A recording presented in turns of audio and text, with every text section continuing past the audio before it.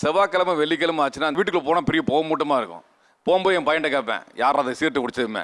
அதாவது அந்த அளவுக்கு ஒரு வீட்டுக்குள்ள வந்து ஒரு புகை மூட்டத்தோட இருக்கும். இதை தாண்டி வந்து பார்த்தீங்கன்னா செவ்வாய்க்கிழமை ஆச்சுன்னா சேவிங் பண்ணக்கூடாது, முடி வெட்டக்கூடாமாங்க.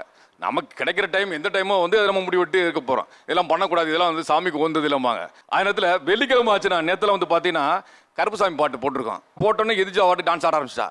இதாண்ட லாக்கிடா, இன்னொரு பாட்டை போடுறா அப்படின்னா என் பையன் போடு போடு போடுமா.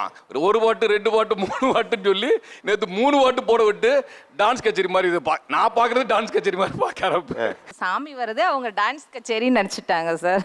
எனக்கு சாமி வரும் சார், அதனால அவங்க ஒரு பாட்டுக்கு நீ ஆட வேண்டாம் 3 பாட்டுக்கு சேர்ந்து ஆடு அப்படின்னு சொல்லிட்டு 3 பாட்டு போட்டு டான்ஸ் ஆட விட்டுட்டாரு சார். சாமி அவ்வளோ தூரத்துக்கு வரும் சார்.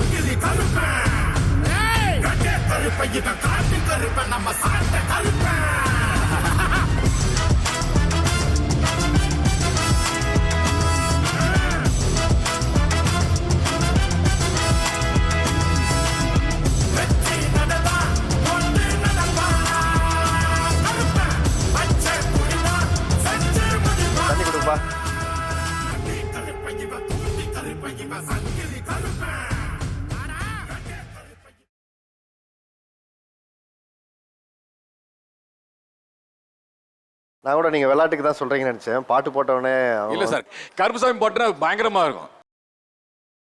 இப்போ வேற ஒன்றும் இல்லை, நீங்கள் பாட்டு போட்டதுனால நேற்று தான் ஃபுல்லாகவே கால் கையெல்லாம் அமுக்கி விட்டுருக்கேன். சாமி வந்துட்டு போகிறோம், கால் கை பூரா அமுக்கிற போகிறோம், ஒரு நேரத்துக்கு நான் தான் அமுக்கணும். இப்போ நீங்கள் ஒரு இது போட்டு விட்டீங்க, இன்னைக்கு ஒரு 1/2 மணி நேரம் அமுக்கிற மாதிரி இருக்கும். கொட்டு உருளி அடிக்கிற சத்தத்தில் எனக்கு நல்லா சாமி வரும் சார். நல்லா பக்தியாக இருக்கனால பால் குடம் எடுக்கும்போது பால் ஃபுல்லாக என் மேலே தான் சார் இருக்கும். அவ்வளோ சாமி வரும் சார்.